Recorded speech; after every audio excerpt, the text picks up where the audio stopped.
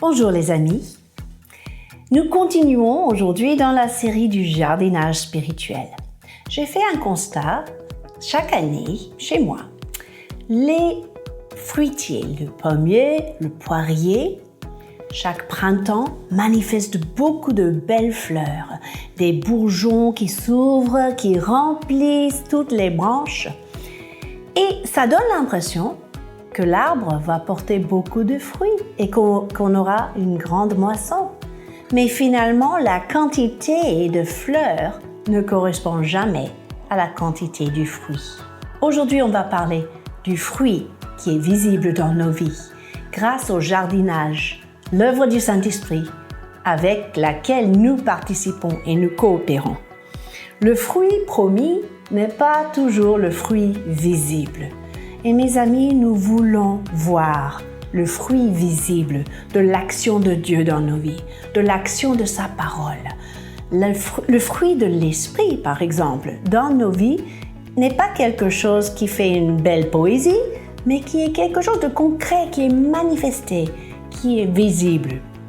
Amour, joie, paix, patience, bonté, bienveillance, fidélité, douceur, maîtrise de soi. Toutes ces choses-là sont censées être du fruit visible dans nos relations, dans nos communications, dans tout contexte, pas seulement le dimanche matin, mais tout au long de la semaine, en famille, au travail, dans les transports en public. Est-ce que le fruit de l'action de Dieu est visible dans votre vie? La parabole du semeur en parle aussi. Vous vous rappelez dans Marc 4? Là où la parole est semée, certains sont plus fructueux que d'autres. Mais qu'est-ce qui a poussé dans un cas particulier? Il y avait des ronces ou des épines qui ont poussé au même temps que la parole a poussé. Et cela parle des soucis du siècle, la séduction des richesses et l'invasion des convoitises. Toutes ces choses-là peuvent étouffer la parole et donc minimiser le fruit dans nos vies. Un bon jardinier cherche toujours à produire beaucoup de fruits, n'est-ce pas? Pour sa propre consommation, mais aussi pour bénir les autres, bénir son entourage. Dieu aussi, il cherche du fruit visible dans nos vies. Par exemple, dans la parabole du maître qui est parti, qu'est-ce qu'il a dit à ses serviteurs?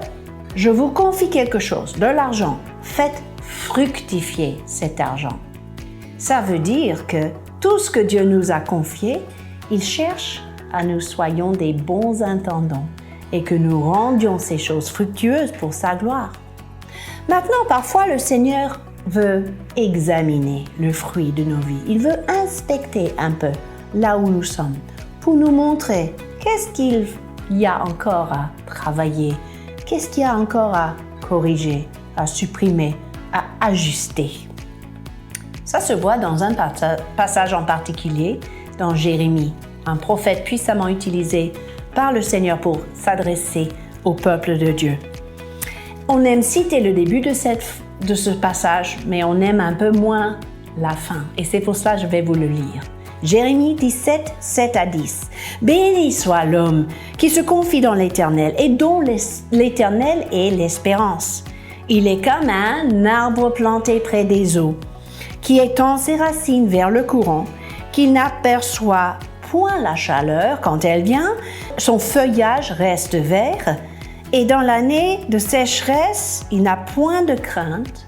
Cet arbre ne cesse de porter du fruit. La bonne question à se poser, est-ce que ma vie continue à porter du fruit même pendant la sécheresse spirituelle? Pourquoi? Parce que cela fait partie d'un homme qui est béni, la vie d'un homme qui est béni. Mais le passage ne s'arrête pas là, parce que ça continue. Ça parle du cœur après. Le cœur, il est tortueux par-dessus tout. Il est méchant. Qui peut le connaître? Moi, l'Éternel, j'éprouve le cœur, je sonde les reins pour rendre à chacun selon ses voies, selon le fruit de ses œuvres. Là, nous voyons la connexion entre l'état de notre cœur et le fruit visible dans nos vies. c'est un lien très important parce qu'on peut toujours faire semblant, si vous voulez. Ça existe le fruit artificiel, mais ce que Dieu cherche chez vous, chez moi, c'est du fruit authentique, le fruit de sa présence, le fruit de son action dans nos vies. On reconnaît l'arbre par son fruit, dit le Nouveau Testament, n'est-ce pas? Ça se voit dans notre vie d'adoration, ça se voit dans nos relations les uns avec les autres. Est-ce que le fruit d'amour est visible? Ça se voit même dans l'usage de notre temps. Moins pour nos propres conforts, nos besoins, nos désirs personnels, et plus à la recherche de moyens de bénir notre entourage. Vous avez certainement d'autres idées concernant les domaines où Dieu veut porter du fruit. J'aimerais clôturer avec ce passage en prononçant ces mots sur vous, parce que je suis sûre que cela va vous parler. Et c'est très connu d'ailleurs. Psaume 1, versets 1 à 3. Heureux l'homme qui ne marche pas selon le conseil des méchants, qui ne s'arrête pas sur la voie des pécheurs, qui ne s'assied pas en compagnie des moqueurs, mais qui trouve son plaisir dans la loi de l'Éternel et qui la médite jour et nuit. Il est comme un arbre planté près d'un courant d'eau qui donne son fruit en sa saison. Ça parle du fruit visible. Et ce n'est pas seulement une source de bonheur ou de réussite pour nous, mais le fruit visible est une source de bénédiction. Cherchez à porter du fruit visible à la gloire de son nom. Je vous dis à la semaine prochaine.